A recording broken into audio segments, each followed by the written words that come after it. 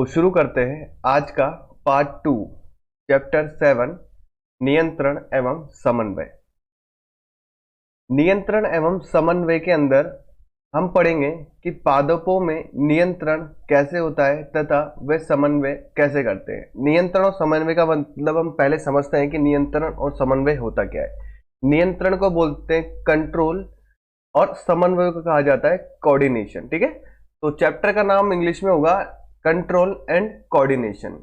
ठीक है, यानी कंट्रोल मतलब कि पादपों में जो क्रियाएं होती है उन पर नियंत्रण कैसे होता है तथा उनमें कोऑर्डिनेशन कैसे होता है, ये हम इस चैप्टर के अंदर पढ़ेंगे। ठीक है, तो पहले हम समझते हैं कि नियंत्रण या कंट्रोल और कोऑर्डिनेशन को कैसे समझेंगे जीवों के अंदर। तो जीवों के लिए हम थोड़ा सा ब्रीफ लेते हैं, डिटेल में हम आगे जब हम जीवों के बारे में पढ़ेंगे तब पढ़ेंगे। तो मैं आपको थोड़ा सा ब्रीफ दे देता हूं या थोड़ा सा बता देता हूं कि नियंत्रण और समन्वय कैसे होता है। तो जीवों में बात करें तो नियंत्रण और समन्वय का काम जीवों में करता है हमारा ब्रेन।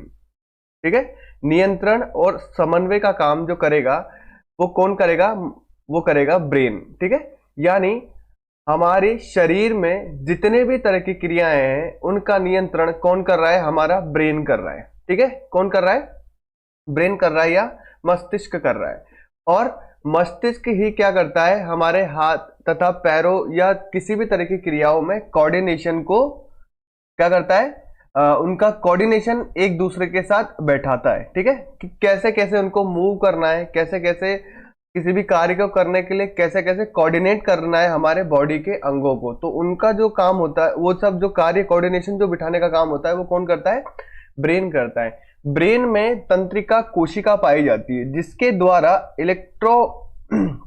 इलेक्ट्रॉन या इलेक्ट्रिक इंपल्स के द्वारा जो संदेश है वो एक स्थान से दूसरे स्थान तक जाते हैं। ठीक है, तो तंत्रिका कोशिका एक तंत्रिका कोशिका दूसरी तंत्रिका कोशिका से जुड़ी होती है। इस तरह से ये क्या होती है, चेन बनी हुई होती है और इस पूरे सिस्टम को कहा जाता है तंत्रिका तंत्र।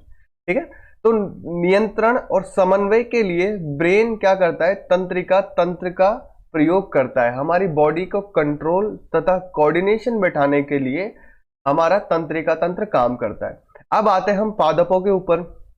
पादपों में ना ब्रेन पाया जाता है ना ही तंत्रिका तंत्र पाई जाती है। ठीक है, सबसे मेन या सबसे इंपॉर्टेंट जो डिफरेंस है जीवों और पादपों में, तो वो ये है कि जो जीवों के अंदर तंत्रिका तंत्र पाया जाता है और पादपों के अंदर तंत्रिका तंत्र का अभाव होता है। तो अब आप लोग पूछोगे कि सर तंत्रिका तंत्र नहीं होता तो इनका कंट्रोल और कोऑर्डिनेशन कैसे होता है, नियंत्रण और समन्वय कैसे होता है। तो हम अब इस चीज को हम इस चैप्टर में टॉपिक वाइज लेंगे। ठीक है, तो स्टार्ट करते हैं। पहला, पादप में समन्वय। ठीक है, कोऑर्डिनेशन की बात करते हैं। अब देखो क्या होता है कि पादप जो होते हैं ना वो क्या करते हैं, वृद्धि करते हैं। ठीक है, पहले बीज होगा, बीज को हम जब जमीन में गाड़ेंगे तो उसके बाद जब उसको खाद देंगे, पानी उसकी जल की मात्रा पूरी करेंगे, जल आपूर्ति करेंगे, जल देंगे, उसके बाद क्या होगा, वो अंकुरित होगा। अंकुरित होने के बाद धीरे धीरे वो एक पादप में कन्वर्ट हो जाएगा, एक पादप में परिवर्तित हो जाएगा। ये प्रोसेस होता है वो थोड़ा टाइम टेकिंग होता है। ठीक है, इसमें थोड़ा टाइम लगता है। तो ये जो पादप होता है ना ये क्या करेगा, छोटे से बड़ा होता चला जाएगा। ठीक है, तो पादपों में सबसे पहले हम देखेंगे पादपों में दो तरह की वृद्धि पाई जाती है। ठीक है, तो पहली होती है हमारे पास वृद्धि नहीं गति पाई जाती है। ठीक है, पादपों में दो प्रकार की गति पाई जाती है। ठीक है, तो पहली है वृद्धि पर आश्रित गति और दूसरी है वृद्धि से मुक्त गति। ठीक है, तो सबसे पहले बात करेंगे हम वृद्धि पर आश्रित गति की, फिर बात करेंगे वृद्धि से मुक्त गति की। ठीक है, तो पहली बात करते हैं वृद्धि पर आश्रित गति की। वृद्धि पर आश्रित गति को समझाने के लिए हम एक पौधे के जीवन साइकिल को समझेंगे। ठीक है, तो यानी एग्जाम्पल लें हम, तो एग्जाम्पल है कि बीज से पौधे का निर्माण। अब देखो क्या होता है कि जब बीज को उगाया जाता है तो वो धीरे धीरे स्टेप बाय स्टेप क्या होगा, वो बढ़ेगा। ठीक है, सबसे पहले सीड होता है, ठीक है, उसको क्या किया जाता है, सीडलिंग करेंगे, फिर उसके बाद ये प्लांट में कन्वर्ट होगा, फिर उसके बाद उस पर फ्लावर्स आएंगे, फिर उसके बाद उस पर क्या लगेगा, फ्रूट्स लगेंगे। ठीक है, तो ये स्टेप बाय स्टेप क्या है, एक प्रोसेस है। लेकिन जो इसमें क्या हो रहा है कि जैसे जैसे टाइम बढ़ रहा है, जैसे जैसे टाइम निकल रहा है, वैसे वैसे इस पौधे में क्या हो रही है, वृद्धि हो रही है। ठीक है, तो ये जो पौधा होगा, जो बीज होगा, उगेगा, तो उगने के साथ इसमें दो तरह की गति होगी। एक तो जड़ गति करेगी, कहां, जमीन से नीचे की ओर, और तना गति करेगा जमीन से ऊपर की ओर। ठीक है, एक गति हो रही है जड़ की, जो जमीन से नीचे की ओर गति कर रहा है, और तना जो है वो जमीन से ऊपर की ओर गति कर रहा है। तो इसमें जो गति हो रही है ना, इसके कारण पौधे के साइज में वृद्धि हो रही है। ठीक है, जैसे जैसे ये ऊपर बढ़ रहा है तो साइज में भी क्या हो रहा है, परिवर्तन आ रहा है। पौधे का जो साइज है वो धीरे धीरे बड़ा हो रहा है, तना भी बढ़ रहा है, पत्तियां भी बढ़ रही है, जड़ें भी बढ़ रही है। तो इस तरह की गति जिसमें वृद्धि होती है वो गति कहलाती है वृद्धि पर आश्रित गति। ठीक है, यानी ऐसा कोई कार्य या ऐसा कोई मूवमेंट जो प्लांट के अंदर उसकी वृद्धि पर प्रभाव डालता है या वृद्धि को बढ़ाता है, वो उस टाइप की जो गति होती है वो कहलाती है वृद्धि पर आश्रित गति। अब दूसरी बात करते हैं वृद्धि से मुक्त गति। इसमें हमने एग्जांपल लिया है छुई मुई के पौधों का। ठीक है, जिसमें क्या होता है कि छुई मुई के पत्ते का मुड़ना किस पर, छूने पर। ठीक है, छुई मुई के पत्ते का मुड़ना क्या होता है ये जैसे इसमें दिया हुआ है, इसमें क्या हो रहा है, एक हाथ है जो क्या कर रहा है, इस छुई मुई के पौधे को इस जगह टच कर रहा है। ठीक है, जब ये टच कर रहा है तो छुई मुई का जो पौधा है ना, ये क्या हो रहा है, सिकुड़ रहा है। ठीक है, धीरे धीरे एक एक पत्ती क्या हो रही है, इसकी सिकुड़ती चली जा रही है। ठीक है, देखो ये यहां तक क्या होता है, पूरा लास्ट तक क्या होता है, सिकुड़ता चला जा रहा है धीरे धीरे धीरे धीरे। ये अब ऑटोमेटिक क्या हो रही है, पत्तियां कह सकते हैं कि बंद हो रही है। तो इसमें भी क्या हो रही है, गति हो रही है। यहां पर भी क्या थी, गति थी, लेकिन गति हो रही है, गति के साथ साथ क्या हो रही है, वृद्धि भी हो रही है। लेकिन यहां पर क्या हो रही है, सिर्फ गति हो रही है, गति के साथ वृद्धि नहीं हो रही। यानी ऐसी कोई क्रिया जिससे पौधे में गति तो हो, लेकिन उस क्रिया से उस पौधे में किसी भी तरह की वृद्धि नहीं होती है, तो ये जो गति होती है वो वृद्धि से मुक्त गति कहलाती है। ठीक है, हम पादप को छू रहे हैं, पादप क्या हो रहा है, जो छुई मुई का पौधा क्या हो रहा है, बस सिकुड़ रहा है। सिकुड़ने के कारण इसमें किसी भी तरह की कोई भी प्रकार की वृद्धि नहीं हो रही है। ठीक है, तो इस प्रकार की गति को कहलाती है वृद्धि से मुक्त गति। ठीक है, अब हम पढ़ेंगे आगे वृद्धि से मुक्त गति के ये जो वृद्धि से मुक्त गति हो रही है वो क्यों हो रही है। ठीक है, उद्दीपनों के लिए तत्काल अनुक्रिया। ठीक है, उद्दीपन सबसे पहले समझते हैं हम। उद्दीपन होता क्या है, ऐसी क्रिया जो बाहर से की जाती है किसी कार्य को करने के लिए। ठीक है, जो किसी कार्य को करने के लिए प्रेरित करता है, जो सोर्स प्रेरित करता है, वो उसका क्या कहलाता है, उद्दीपन कहलाता है। बाहर से की जाने वाली क्रिया उद्दीपन कहलाएगी। अब बात करते हैं पहली गति की, जिसे हम बोलेंगे वृद्धि से मुक्त गति की बात करेंगे हम सबसे पहले। तो वृद्धि से मुक्त गति में हमने एग्जांपल लिया था छुई मुई के पौधे का। छुई मुई के पौधे को क्या कर रहे थे हम, जब इस साइड पे टच कर रहे थे तो ये धीरे धीरे क्या हो रही थी, लास्ट तक ये पत्ती क्या हो रही थी, बिल्कुल बंद हो रही थी। अब बंद हो रही है, इसका मतलब यहां से संदेश कहां तक जा रहा है, पीछे तक जा रहा है। ठीक है भाई, यहां पे अपन ने टच किया इस पत्ती को, इस पत्ती ने क्या किया, सेंस किया, और इस संदेश को धीरे धीरे आगे तक बढ़ाया, और सारी पत्तियां क्या हुई, धीरे धीरे एक एक करके क्या हो गई, बंद हो गई। यानी एक पत्ती ने संदेश दिया कि आगे खतरा है, तो फिर दूसरी को दिया, ऐसे करके तीसरी को दिया, चौथी, पांचवी, छठी, सातवीं, ऐसे लास्ट तक ये संदेश क्या हुआ, आगे ट्रांसमिट हो गया। जैसे जैसे ये आगे का ट्रांसमिट हुआ, वैसे वैसे पत्तियां क्या होगी, क्लोज होती चली गई। ठीक है, यानी बंद हो गई, पूरी तरीके से बंद हो गई। अब ये सूचना एक स्थान से दूसरे स्थान तक पहुंचाने के लिए किसी ना किसी माध्यम की आवश्यकता होती है। जीवों के अंदर ये सूचनाएं पहुंचाने के लिए तंत्रिका तंत्र होता है। ठीक है, जिसमें तंत्रिका कोशिका क्या करती है, इन संदेशों को पहुंचाती है, ठीक है, एक स्थान से दूसरे स्थान तक। लेकिन हमने क्या पढ़ा था कि पादपों में तंत्रिका तंत्र नहीं पाया जाता, तो फिर ये संदेश पहुंचते कैसे हैं, ठीक है। तो ये संदेश पहुंचेंगे कैसे, तो यही हम पढ़ेंगे कि संदेश पहुंचेंगे कैसे, ठीक है। तो दूसरा पॉइंट है, पादपों में भी स्पर्श सूचना संचरण होती है। भाई होती है, देखा हमने कि यहां टच कर रहे हैं तो ये स्पर्श की सूचना लास्ट तक जा रही है, ठीक है। अब बात करते हैं कि जो इनमें सूचना का संचरण होता है ना, वो किस वजह से होता है, तो ये होता है पादपों में सूचना को एक स्थान से दूसरे स्थान तक संचरित करने के लिए विद्युत रसायन साधन का प्रयोग किया जाता है, ठीक है। यानी पादपों में जो सेल होती है, कोशिका होती है, जो हमने लास्ट लेक्चर में पढ़ा कि जो पादप कोशिकाएं होती हैं, ये संदेश को एक कोशिका से दूसरी कोशिका तक ले जाने के लिए किसका प्रयोग करती है, वैद्युत रसायन का प्रयोग करती है, ठीक है। इसमें सूचना एक स्थान से दूसरे स्थान तक पहुंचाने के लिए जो पादप जिस विधि का प्रयोग किया जाता है वो होती है वैद्युत रसायन, ठीक है।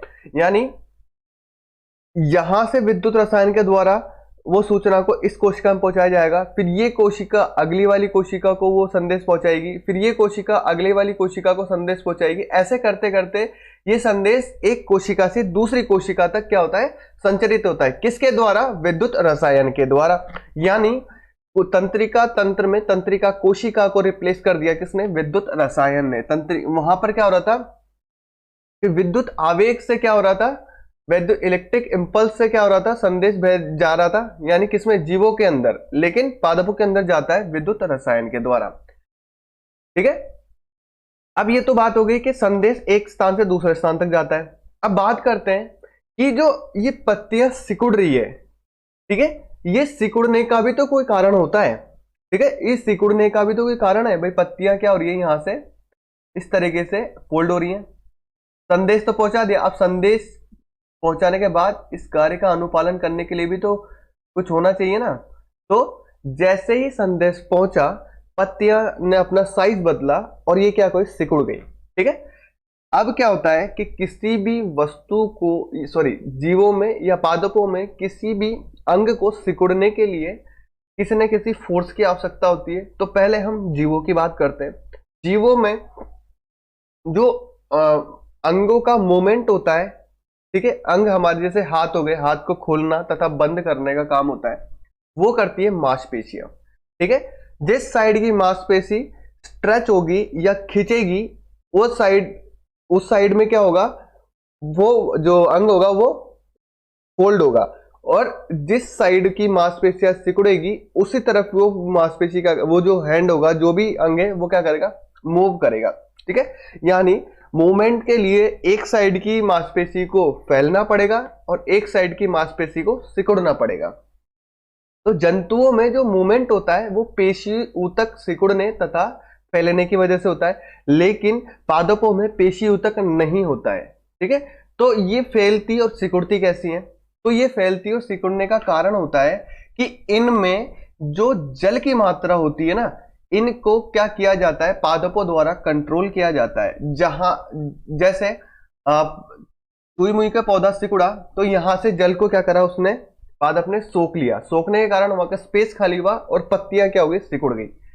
जैसे ही खतरा टलेगा वापस से जल क्या करेगा, पत्तियों के अंदर आएगा और वापस से पत्तियां क्या हो जाएगी, खुल जाएंगी। यानी पादप में मांसपेशियों की जगह जल के परिवहन से पत्तियां या पादप अपनी आकृति में क्या करता है, परिवर्तन करता है, ठीक है। तीसरा पॉइंट है, पादप कोशिका में जंतु कोशिका की तरह पेशीय ऊतक नहीं पाए जाते, परंतु जल की मात्रा में परिवर्तन करके अपनी आकृति में परिवर्तन कर लेते हैं, ठीक है।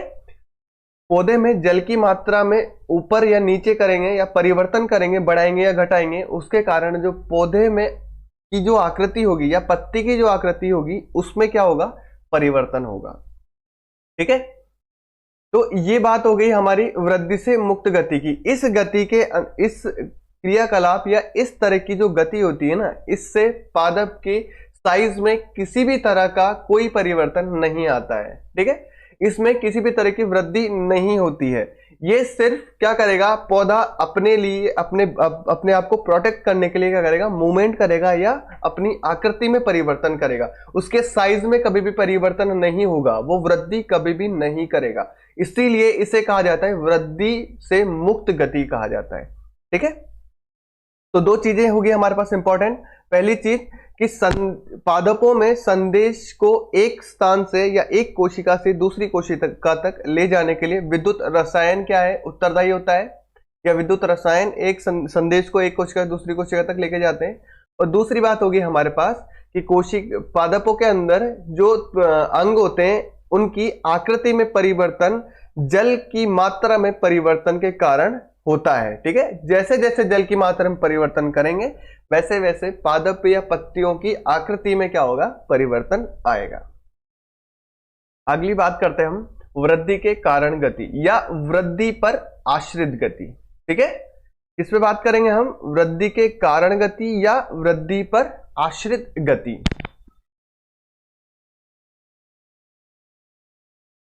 तो इसमें सबसे पहले कुछ पौधे प्रतान की सहायता से एक ही दिशा में वृद्धि करता है, जैसे मटर का पौधा। दूसरी बात होगी प्रतान दिशिक वृद्धि करता है तथा स्पर्श के लिए संवेदनशील होता है। तीसरा, दिशिक वृद्धि होने के कारण ऐसा लगता है कि पादप गति कर रहा है, लेकिन जो पादप होता है वो गति नहीं, वो क्या कर रहा होता है, वृद्धि कर रहा होता है। अब इसमें एक वर्ड आ रहा है बार बार, प्रतान प्रतान।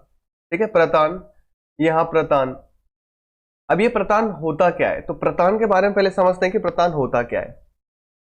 प्रतान होता है पादप का वह धागे जैसा भाग जो पौधे की किसी स्तंभ या किसी वस्तु पर दिशिक गति करने में सहायता करता है। ठीक है, या किसी वस्तु पर, वास्तु नहीं है, ये क्या है, वस्तु है। ठीक है, वस्तु पर दिशिक गति करने में सहायता करता है। प्रतान मतलब देखो, बेल या किसी भी तरह की हमने कोई ऐसे तना देखा होगा जो स्प्रिंग टाइप में होता है। ठीक है, जैसे ये देखिए, ये वाला, ये यहां से क्या है, स्प्रिंग टाइप में।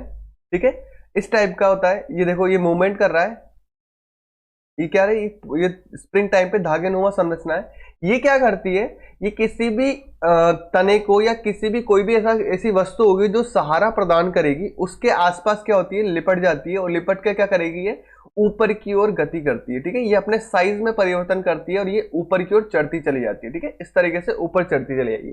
तो ये जो भाग होती, ये जो मुड़ा हुआ भाग होता है, या ये धागे जैसी संरचना होती है ना, जिसके सहारे पादप ऊपर की ओर चढ़ता है या ऊपर की ओर गति करता है, वो जो भाग होता है ना, इसे कहा जाता है प्रतान। ठीक है, इसे क्या कहेंगे, प्रतान। समझ में आया? ये जो हरा वाला भाग है, जो धागे जैसी संरचना है, जो सांप की तरह घूम रही है, इसे कहते हैं क्या, प्रतान कहते हैं। इसे क्या कहते हैं, प्रतान कहते हैं। अब बात करते हैं प्रतान के बारे में कि कुछ पौधे प्रतान की सहायता से एक ही दिशा में क्या करते हैं, वृद्धि करते हैं। यानी जो पौधा होता है ना, वो क्या करेगा, ये प्रतान पहले क्या करेगा, घूमेगा, घूमकर एक स्तंभ के ऊपर क्या करेगा, ऊपर की ओर गति करेगा, और उसी के सहारे जो पादप होगा ना, वो क्या करेगा, ऊपर की साइड वृद्धि करेगा। यानी अगर प्रतान नहीं होगा तो वो ऊपर की साइड कैसे वृद्धि करेगा, यानी ये किसी एक दिशा में या दिशिक वृद्धि करता है। ठीक है, ये अगर ऊपर चढ़ेगा तो ये ऊपर ही चढ़ेगा। ठीक है, अगर ये सीधा लेटा हुआ जाएगा तो ये लेटा हुआ ही जाएगा। अगर ये इस तिरछा करेगा तो तिरछे, यानी एक ही दिशा में क्या करेगा, ये वृद्धि करेगा। इसे कहते हैं दिशिक वृद्धि। ठीक है, क्या कहते हैं इसे, दिशिक वृद्धि। फिर बात करते हैं कि तथा स्पर्श के लिए संवेदनशील होता है। अब ये गति कैसे करता है, देखो इसको हम समझते हैं कि जैसे ये कोई क्या हो गया, हमारे पास कोई स्तंभ हो गया, जिसके सहारे ये प्रतान क्या कर रहा है, गति कर रहा है। अब क्या हुआ, जैसे ये प्रतान गति करेगा तो ये इस तरीके से क्या करेगा, फोल्ड होगा और स्प्रिंग नुमा तरीके से क्या करेगा, ऊपर की तरफ चढ़ेगा। अब ये क्या होता है, स्पर्श के लिए क्या होता है, संवेदनशील होता है। तो यानी स्पर्श के लिए संवेदनशील, जहां ये स्पर्श करेगा ना, वहां इसकी वृद्धि रुक जाएगी, और जहां ये स्पर्श नहीं करेगा वहां पर ये क्या करेगा, वृद्धि करेगा। कैसे, जैसे ये वाला जो भाग है, ये क्या करेगा, घूमकर आगे की ओर आएगा। ठीक है, और ये क्या करेगा, यहां पर जो टच करेगा, ये जो अंग है, ये वाली चीज, इसको हम ये वाला जो भाग है, ठीक है, ये जो रेड वाला भाग है यहां पर क्या कर रहा है, ये इस स्तंभ से टच कर रहा है। अब जैसे ही ये टच करेगा ना, तो ये क्या करेगा, यहां ये वाला जो भाग होगा ना, ये वृद्धि करना बंद कर देगा, या बहुत कम या बहुत ही स्लो मात्रा में क्या करेगा, वृद्धि करेगा। अब क्या करेगा, ये धीरे से क्या करेगा, आगे वाला भाग क्या करेगा, निकलेगा, ठीक है। अब जो ये आगे वाला भाग है, ये वाला भाग, ये क्या करेगा, ये स्पर्श को देखेगा कि ये इस तने से या स्तंभ से स्पर्श में है या नहीं। अगर ये स्पर्श में नहीं होगा तो ये क्या करेगा, अब वृद्धि करेगा और स्प्रिंग की तरह क्या करेगा, घूमेगा और घूमकर वापस तने के ऊपर क्या करेगा, आ जाएगा। अब ये वाला भाग तने से स्पर्श हो गया, ठीक है। अब ये वृद्धि करना बंद कर देगा। अब इसका आगे वाला भाग घूमेगा और घूमकर तने को स्पर्श करेगा, और फिर ये वाला भाग वृद्धि करना बंद करेगा। यानी जो भाग स्तंभ से स्पर्श करता है वो वृद्धि करना कम कर देता है, और जो भाग स्तंभ से स्पर्श नहीं करता वो क्या करता है, प्रॉपर तरीके से वृद्धि करेगा, जिसके कारण ये जो प्रतान होता है वो क्या करता है, ऊपर की ओर या दिशिक वृद्धि करने लगता है। और इसी के सहारे कोई भी पादप अपना साइज बड़ा करता है, कहां, ऊपर की साइड, ठीक है, अपनी साइज में वृद्धि करेगा। यानी ये जो गति होगी ये किस पर आश्रित होगी, वृद्धि पर आश्रित गति होगी, ठीक है। जैसे जैसे पादप ऊपर जाएगा वैसे वैसे पादप के साइज में परिवर्तन होगा, उसके तने में परिवर्तन होगा, उसकी पत्तियों में परिवर्तन होगा, और पादप पूरा ही क्या करेगा, वृद्धि करने लगेगा, ठीक है। तो इस तरह की जो गति होती है वो कहलाती है वृद्धि पर आश्रित गति। इससे पहले हमने पढ़ा था वृद्धि से मुक्त गति। वृद्धि से मुक्त गति में क्या होता, सिर्फ पादप को छूने पर उसमें क्रिया हो रही थी, क्रिया होने के कारण क्या हो रहा था, वो मुड़ रहा था, सिकुड़ रहा था, लेकिन उसके साइज में कोई परिवर्तन नहीं हो रहा था।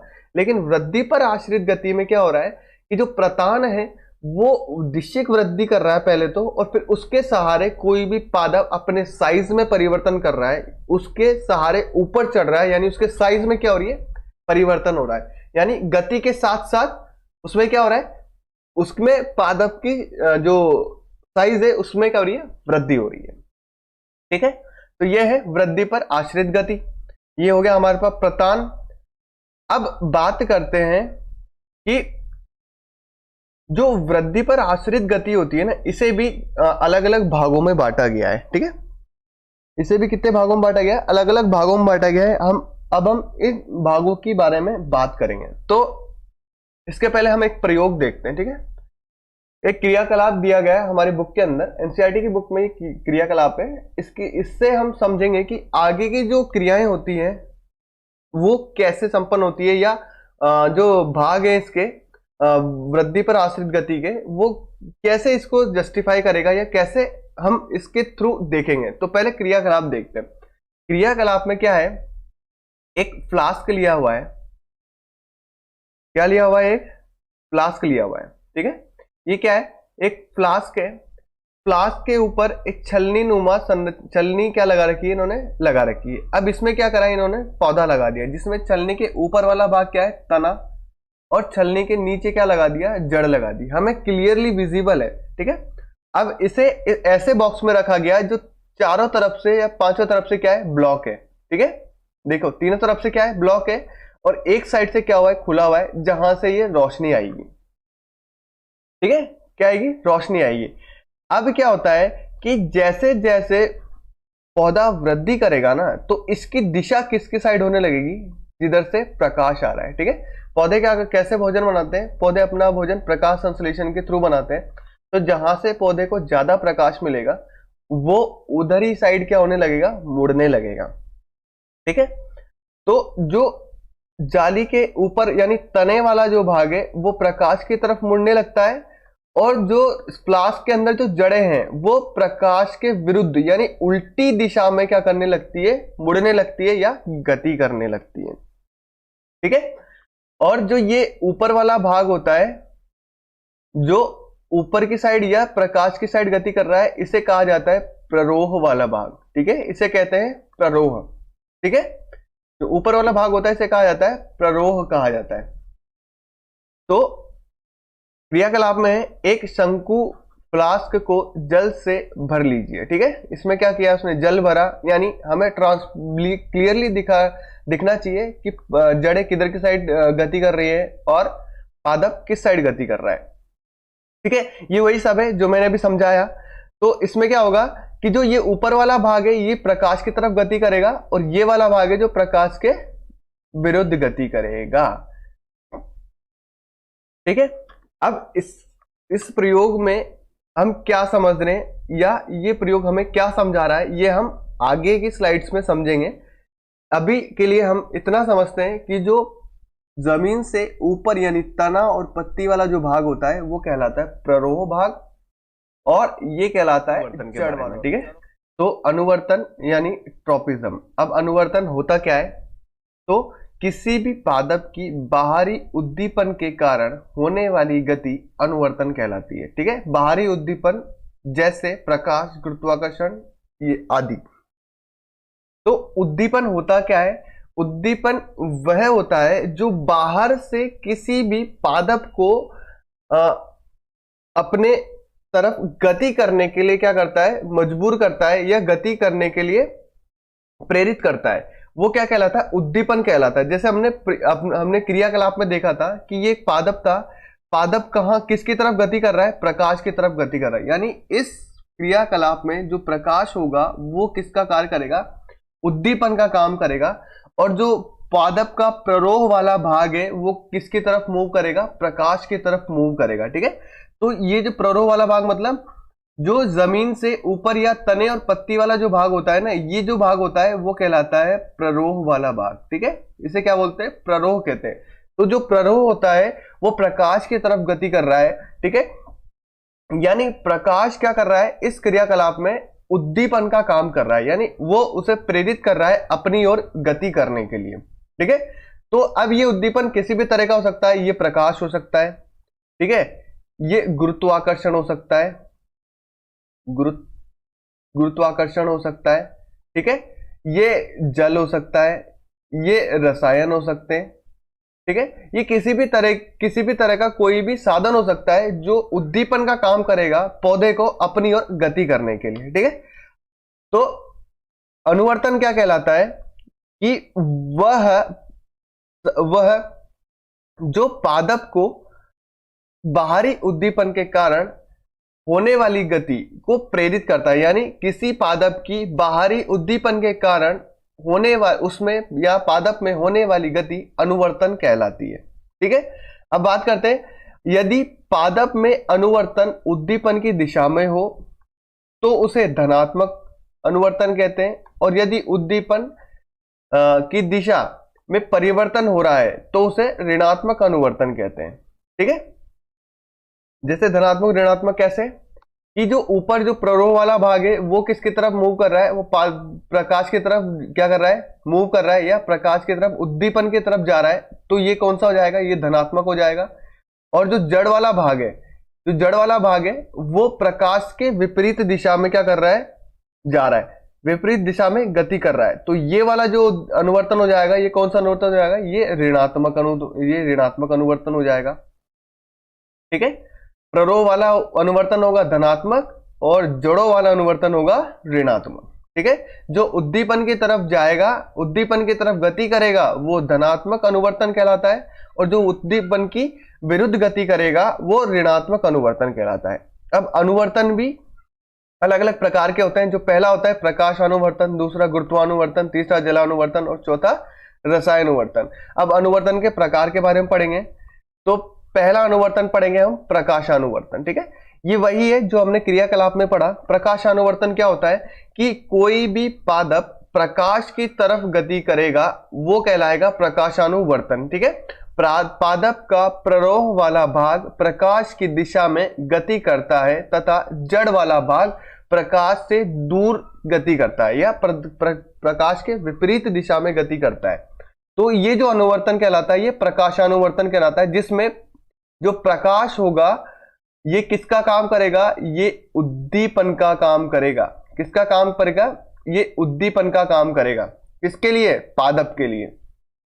तो जो ऊपर वाला जो प्ररोह वाला भाग है ये पादप का प्रकाश की तरफ मूव कर रहा है, तो ये जो भाग हो जाएगा प्ररोह वाला भाग, प्ररोह, ये हो जाएगा धनात्मक, धनात्मक प्रकाशानुवर्तन वर्तन। और जो जड़ वाला भाग होगा ये हो जाएगा ऋणात्मक, ऋणात्मक प्रकाशानुवर्तन। ठीक है, जो प्ररोह वाला भाग होगा ये धनात्मक होगा और जो जड़ वाला भाग होगा ये ऋणात्मक होगा। ठीक है, क्योंकि जो प्ररोह वाला भाग है वो प्रकाश की तरफ जा रहा है और जड़ वाला भाग है जो प्रकाश से विपरीत दिशा में गति कर रहा है, तो इसलिए ये ऋणात्मक हो जाएगा और ये धनात्मक हो जाएगा। इसमें प्रकाश क्या कर रहा है, उद्दीपन का काम कर रहा है, इसलिए ये प्रकाशानुवर्तन है। दूसरा है गुरुत्वानुवर्तन। इसमें क्या किया, एक गमले को क्या कर दिया, लेटा दिया। ठीक है, गमला सीधा रखा जाता है लेकिन इस गमले को क्या कर दिया इन्होंने, लेटा दिया। अब लेटाने के कारण क्या होगा कि जब इसे लेटाया गया तो जो पादप का भाग है वो कहां जाएगा, जो प्ररोह वाला भाग है ये गति करेगा ऊपर की ओर और जो जड़ है वो गति करेगी नीचे की ओर। अब गुरुत्वाकर्षण बल इसमें कहां काम आ रहा है, तो इसमें हो रहा है, इसमें उद्दीपन का क्रम गुरुत्वाकर्षण बल करता है, सॉरी, इसमें उद्दीपन का जो काम होता है वो कौन करता है, गुरुत्वाकर्षण बल करता है। ये हो गया काम, इस टाइप हो गया। ठीक है, इसमें जो उद्दीपन का काम कौन कर रहा है, इसमें उद्दीपन का काम कर रहा है गुरुत्वाकर्षण बल तथा प्ररोह की ऊपरीगामी वृद्धि धनात्मक गुरुत्वाकर्षण तथा जड़ की अधोगामी वृद्धि ऋणात्मक गुरुत्वाकर्षण गुरुत्वानुवर्तन कहलाता है।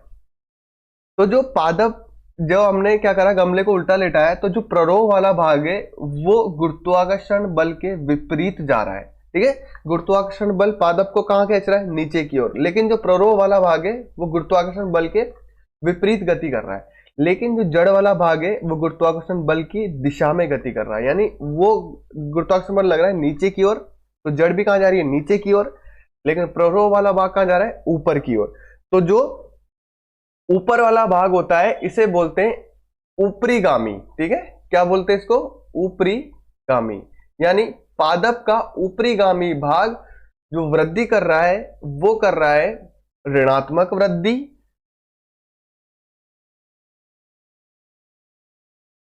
और जो नीचे वाला भाग है वो कर रहा है धनात्मक या अधोगामी वृद्धि। ठीक है, इसमें उल्टा हो गया है, यहां पर होगा धनात्मक, यहां होगा धनात्मक और यहां होगा ऋणात्मक। ठीक है, यहां क्या होगा, यहां होगा ऋणात्मक। जो ऊपर की साइड प्ररोह वाला भाग है वो ऋणात्मक गुरुत्वाकर्षण बल के विरुद्ध कार्य कर रहा है, तो ये हो जाएगा ऋणात्मक गुरुत्वानुवर्तन। और जो जड़ वाला भाग है ये जो अधोगामी वृद्धि कर रहा है, जो अधोगामी वाला भाग है ये कहां जा रहा है, गुरुत्वाकर्षण बल की दिशा में जा रहा है, या जहां गुरुत्वाकर्षण बल खींच रहा है उस दिशा में जा रहा है। तो ये जो भाग होगा ये करेगा, ये होगा धनात्मक गुरुत्वानुवर्तन, यानी इसमें जो उद्दीपन काम कर रहा है वो कौन कर रहा है, गुरुत्वाकर्षण बल कर रहा है, और जो भाग गुरुत्वाकर्षण बल की ओर गति कर रहा है वो हो जाएगा धनात्मक गुरुत्वानुवर्तन, और जो गुरुत्वाकर्षण बल के विरुद्ध काम कर रहा है वो हो जाएगा ऋणात्मक गुरुत्वानुवर्तन, यानी ऊपरीगामी ऋणात्मक गुरुत्वानुवर्तन और अधोगामी धनात्मक गुरुत्वानुवर्तन। ये वाला भाग है अधोगामी, जो जड़ वाला भाग है वो अधोगामी और प्ररोह वाला भाग है वो ऊपरीगामी। ठीक है, तो अगली बात करते हैं हम जलानुवर्तन की। अब जलानुवर्तन में क्या होता है, जिसमें जल उद्दीपन का कार्य करता है। ठीक है, प्रकाशानुवर्तन में प्रकाश उद्दीपन का काम कर रहा था, गुरुत्वानुवर्तन में गुरुत्वाकर्षण बल उद्दीपन का काम कर रहा था, और जलानुवर्तन में जल उद्दीपन का काम कर रहा था।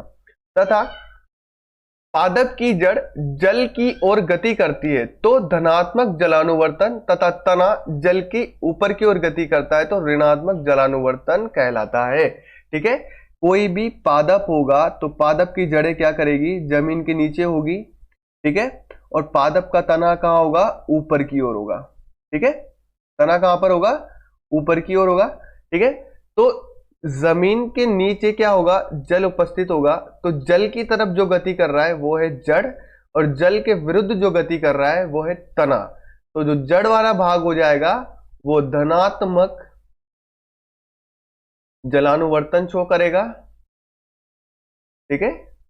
और ये वाला जो तने वाला जो भाग होगा वो ऋणात्मक जलानुवर्तन शो करेगा, ठीक है। यानी जिस दिशा में उद्दीपन है उसी दिशा में अगर पादप गति करेगा तो वो धनात्मक होगा, और उसके विपरीत दिशा में गति करेगा तो वो ऋणात्मक होगा, ठीक है। ऐसे ही बात करते हैं हम रसायनोवर्तन की। रसायनोवर्तन में जो रसायन होता है ये काम करता है किसका? उद्दीपन का। किसका काम करता है ये? उद्दीपन का काम करता है। तो रसायन की ओर जो गति करेगा वो कहलाएगा धनात्मक रसायनुवर्तन। और इसका एग्जाम्पल है पराग नलिका। जो पराग नलिका होती है किसके अंदर? पुष्पों के अंदर। ये क्या करती है? अंडाशय की ओर गति करती है। जो अंडाशय में क्या भरे होते हैं? रसायन भरे होते हैं। तो जो पराग नलिका होती है ना, ये अंडाशय के अंदर की ओर गति करती है, ठीक है। ये कहां गति करती है? अंडाशय के अंदर की ओर गति करती है पराग नलिका, ठीक है। जो पराग नलिका होती है वो अंडाशय के अंदर की ओर गति करती है, और अंदर क्या होता है? रसायन होता है। यानी रसायन नलिका की गति को अपनी ओर क्या करते हैं? आकर्षित करते हैं। या जो पराग नली है ये रसायनों की तरफ गति कर रही है, तो इसीलिए जो उद्दीपन का काम कौन कर रहा है? रसायन कर रहा है। तो जो पराग नली है वो रासायनिक उद्दीपन की तरफ गति कर रही है, इसीलिए इस गति को कहेंगे धनात्मक रसायनावर्तन। क्या कहेंगे इसको? धनात्मक रसायनुवर्तन, ठीक है। ये हम अगले चैप्टर में पढ़ेंगे जब हम पादपों में जनन की बात करेंगे, ठीक है। तो अनुवर्तन में यही है कि जो उद्दीपन की तरफ जो पादप गति करेगा, जो भाग पादप का जो भाग उद्दीपन की तरफ गति करेगा वो धनायन अनुवर्तन शो करेगा, तथा जो भाग उद्दीपन के विरुद्ध गति करेगा या विपरीत दिशा में गति करेगा वो ऋणात्मक अनुवर्तन को शो करेगा, ठीक है। अब ये उद्दीपन किसी भी तरह के हो सकते हैं। या तो ये प्रकाश हो सकता है, अगर प्रकाश होगा तो कौन सा उद्दीपन होगा? प्रकाशानुवर्तन, प्रकाशानुवर्तन, ठीक है। उसके बाद गुरुत्वाकर्षण होगा, गुरुत्वाकर्षण होगा तो कौन सा होगा? गुरुत्वानुवर्तन, ठीक है। अगर जल उद्दीपन का काम करेगा तो क्या होगा? जलानुवर्तन। और अगर रसायन उद्दीपन का काम करेगा तो क्या हो जाएगा? रसायना सॉरी रसायनुवर्तन, ठीक है। ये थोड़ा बोलने में कॉम्प्लिकेटेड हो जाता है। तो ये इतने तरह के हमारे पास क्या थे? अनुवर्तन थे, ठीक है। समझ में आया? 4 तरह के अनुवर्तन है हमारे पास: प्रकाशानुवर्तन, गुरुत्वानुवर्तन, जलानुवर्तन और रसायनुवर्तन। अब बात करते हैं हम पादप हार्मोन के बारे में। पादप हार्मोन क्या काम करता है? पादप हार्मोन पादपों में वृद्धि, विकास और पर्यावरण के प्रति अनुक्रिया के समन्वय में सहायता करता है, यानी कोऑर्डिनेशन में सहायता करता है। पादपों के अंदर हार्मोन का मुख्य काम होता है उनकी वृद्धि में सहायता करना, उनके विकास में सहायता करना, तथा पर्यावरण के प्रति जैसे माहौल जैसे मौसम होगा उस हिसाब से क्या होता है वो अपने आप में परिवर्तन करते हैं। तो पर्यावरण के प्रति अनुक्रिया के समन्वय या कोऑर्डिनेशन में सहायता करते हैं कौन? हार्मोन्स। अब हार्मोन्स कितने तरह के होते हैं? तो पहला होता है ऑक्सिन, दूसरा जिब्रेलिन, साइटोकाइनिन, एब्सिसिकम और इथाइलिन। तो हम इन हार्मोन्स के बारे में पढ़ेंगे कि कौन सा हार्मोन क्या काम करता है। तो पहला हार्मोन है हमारे पास ऑक्सिन हार्मोन। ऑक्सिन हार्मोन पादप की वृद्धि में काम आता है, ठीक है। किसमें काम आता है? ऑक्सिन हार्मोन पादप की वृद्धि में काम आता है। पादपों में जो वृद्धि होती है उसका जिम्मेदार कौन होता है? ऑक्सिन हार्मोन होता है, ठीक है। तो पादपों में वृद्धि के लिए मुख्य हार्मोन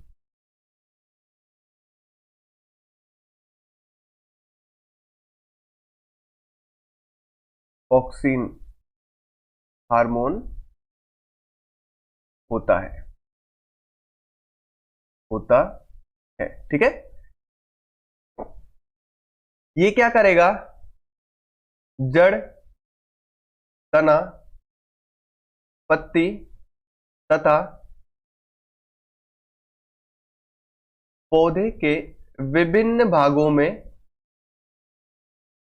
भागों में वृद्धि करेगा, वृद्धि करेगा। ठीक है,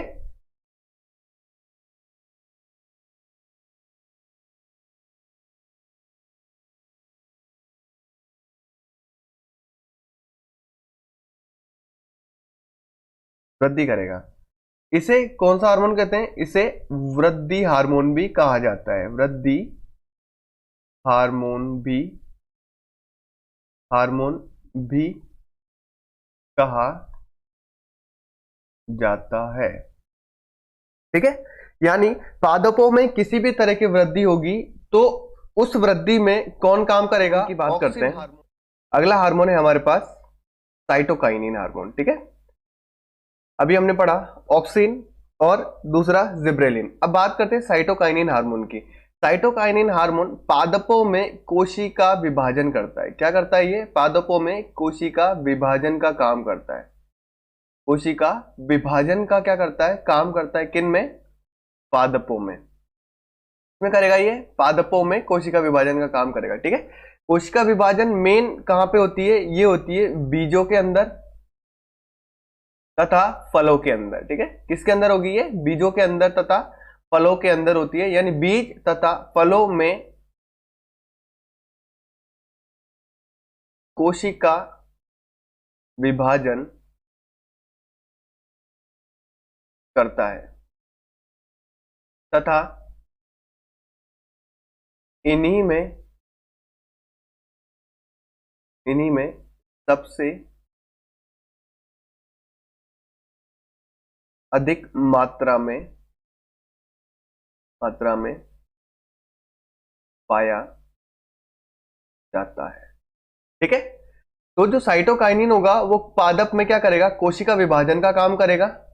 और क्या करेगा ये, बीजों और फलों में क्या करेगा, कोशिका विभाजन करता है तथा इन्हीं में कोशिका विभाजन करने के कारण सबसे अधिक मात्रा में भी कहां पाया जाएगा, बीजों और फलों में ही पाया जाएगा।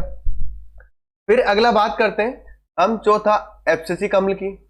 एब्सिसिक अम्ल का मुख्य काम होता है जब पत्तियां अपना कलर बदल देती हैं तथा बदलने के कारण प्रकाश संश्लेषण नहीं कर पाती, तो ये क्या करता है पत्तियों को नीचे गिराने का काम करता है। ठीक है, तो पत्तियों को गिराने या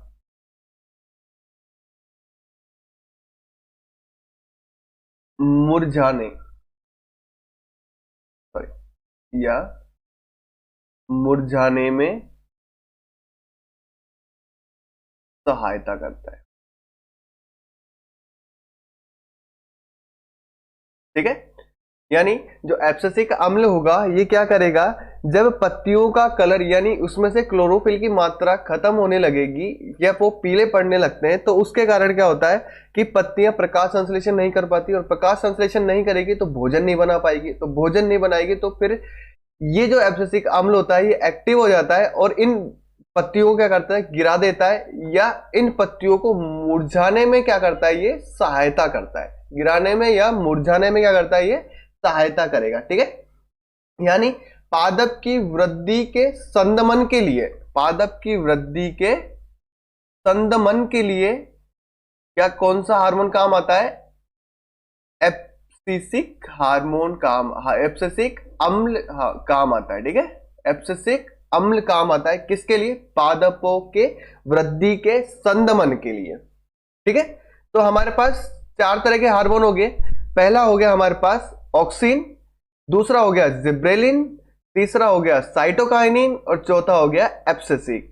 अब पांचवा जो हार्मोन था हमारे पास वो था इथाइलिन। ठीक है, कौन सा था, इथाइलिन। इसका उपयोग किया जाता है फलों को पकाने में। ठीक है, फलों को पकाने में, पादप में जो पौधे में या पेड़ में जो फल लगते हैं उन फल को पकाने में कौन सा हार्मोन काम आता है, इथाइलिन हार्मोन काम आता है। ये सिलेबस में नहीं है, बुक में नहीं दे रखा है, लेकिन फिर भी हम एक इसको पढ़ लेते हैं, ये ऑप्शन में पूछा जा सकता है। ठीक है, तो फलों को पादपों में फल पकाने का काम कौन सा हार्मोन करता है? इथाइलिन हार्मोन करता है। ठीक है, इसे इथीन भी कहा जाता है। ठीक है, तो हमारे पास 5 तरह के हार्मोन हो गए। पहला ऑक्सिन जो वृद्धि हार्मोन है, पादप की वृद्धि में सहायता करता है। दूसरा जिब्रेलिन, ये वृद्धि को रोकता है, ऑक्सिन हार्मोन के द्वारा की गई वृद्धि को एक टाइम तक रोकता है तथा तने की मोटाई में क्या करता है? वृद्धि करता है। फिर उसके बाद साइटोकाइनिन आ गया। साइटोकाइनिन क्या करेगा? कोशिका विभाजन में काम मदद करेगा। एब्सिसिक अम्ल क्या हो गया? ये पादपों की वृद्धि के संदमन में काम आता है। किस में काम आता है? ये पादप की वृद्धि में, संदमन में तथा पत्तियों को मुरझाने तथा गिराने में सहायता करता है। कौन? एब्सिसिक अम्ल। और इथाइलिन तो हमने पढ़ा ही है कि फलों को पकाने में काम आता है। ठीक है, तो ये 5 हार्मोन इंपॉर्टेंट है तथा ये एग्जाम में पूछा जाता है।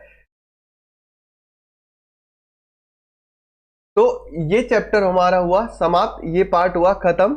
ठीक है, अब इसमें कोई प्रॉब्लम हो तो कमेंट में पूछे। ठीक है, समझ में आया तो कमेंट करें तथा शेयर और सब्सक्राइब करें।